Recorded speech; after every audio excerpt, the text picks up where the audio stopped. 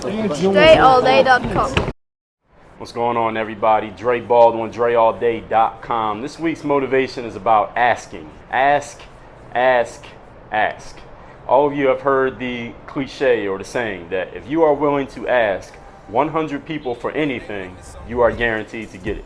Now, the question you need to ask yourself when it comes to, so here we go, ask. The question you need to ask yourself when it comes to something that you want in life, it's probably more than one thing that every single one of us wants in our lives. Maybe there's a hierarchy, things you want more than other things. But here's the question. What have you ever asked 100 times for in your life? And make a list of everything that you've wanted in life that you have not yet gotten. And ask yourself, how many times have you asked anyone or anything for you to get that item, to get that position, to get that job, to get that money, to get that title, to get that body, to get that respect, to get that mindset? How many times have you made the ask to actually get it? Now, here's the thing I want to add in. Asking does not necessarily mean going to someone and saying, hey, can I have? Hey, can you do this? Hey, may I have $1? Hey, can I get this job? Hey, can I get on this basketball team? That's not what I mean. I do mean that, but there's also other ways that you can ask. Understand that every action that you take, ladies and gentlemen, is an ask. We all familiar with the law of karma, right? That means the energy that you put out is the energy that comes back. All of you know about that, right? Which means every action that you take, every thought that you have, every word that you speak, you are asking the universe to return that energy of that action, of that thought, of that word back to you. Does that make sense?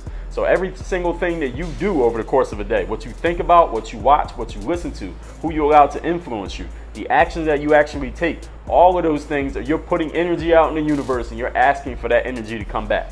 So if you want to make a basketball team, if you want to get some customers for your business, if you want to get a certain job, if you want to get a certain girl, you want to get a certain position in your organization, whatever it is that you're doing, how often are you asking? Are you asking consistently over and over and over again for that thing? And when you are asking for it, this is the very important thing.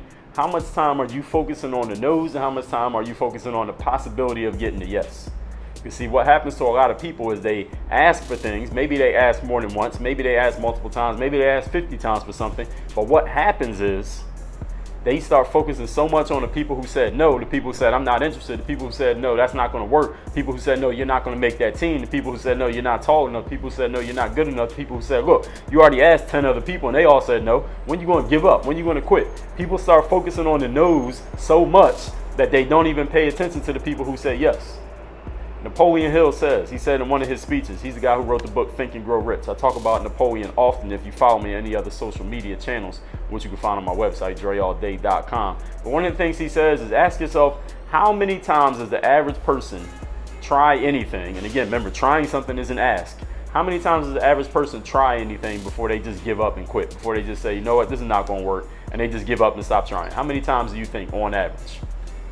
And we all know on average is actually less than one. All right, one is an overstatement. Most people don't even try things. They think about things, and before it even gets to the action phase, they do nothing because they already thought their way out of the fact that they could possibly become successful. Then you got a smaller group of people. Let's say 60% of people never get past try number 0.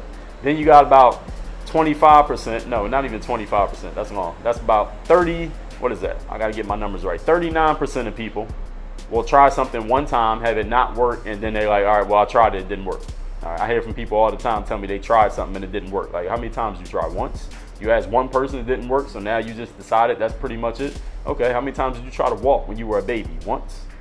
But anyway, and then you got maybe 1% of people who will try more than once. More than once. And I just told you 100. Now let me ask you a question. You ever been on an airplane before? And even if you haven't, you'll understand this. When you're on an airplane and the flight attendants come around with a little cart, you know, they ask you if you want some snacks or you want something to drink. The flight attendant comes to you and says, do you want some water? If you say no, what do? Do they argue with you? Do they quit their jobs? Do they go tell the other flight attendant how you don't want any water? Do they start trying to debate with you and try to convince you on why you need to have some water? No. What do? They go into the next person. You want some water? No. You don't want any water? Okay. You want some water? Yes. That person wants water. Who gets all the attention? The person who wants the water.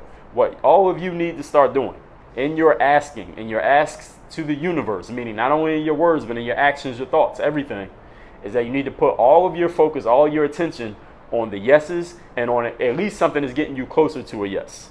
See, if your goal is to get on the basketball team and you go to the court and you work on your game, that's getting you closer to a yes, right? But then if you're walking home from the court and somebody in your neighborhood says, you always going to the court every day, you ain't make varsity the last 2 years, why are you keep doing that? Why don't you quit? Now, you got two different things you could choose to pay attention to. You can pay attention to the thing that's getting you closer to a yes, or you can pay attention to the no, because him telling you you're not going to make it or trying to tell you to quit is a no, right? He's trying to convince you to turn that individual, what am I looking for here? That in the middle here, it's that neutral idea into a no. Working on your game is turning it into a yes. So you got to ask yourself, how much attention are you paying to the no? How much attention are you paying to the yes? Because every amount of attention, every time you put your attention on a no, understand this, it takes 17 yeses to cancel out that one no. What I mean by that is this. I want to make sure y'all catching the metaphor here. For every negative thought that goes through your mind, it takes 17 positive thoughts to cancel out that one negative thought. Now, there's no science to prove that because we can't open up people's brains while they're still alive, but I want you to keep that in mind. And even though there's no science to prove it, no scientific study that you can read up on, because sometimes people ask me, well, how do you know that that's true? Listen, so why don't you just conduct your life as if it is? Why don't you just conduct your life as if it is? Because we know the things that we think are the things that we create, right? So why would you even think one negative thing? But if you happen to, by accident, you need 17 positives to cancel it out. And if you started actually living like that, but every negative thought you had, you canceled it out with 17 positives, you tell me how long it would take for you to get what you're asking for.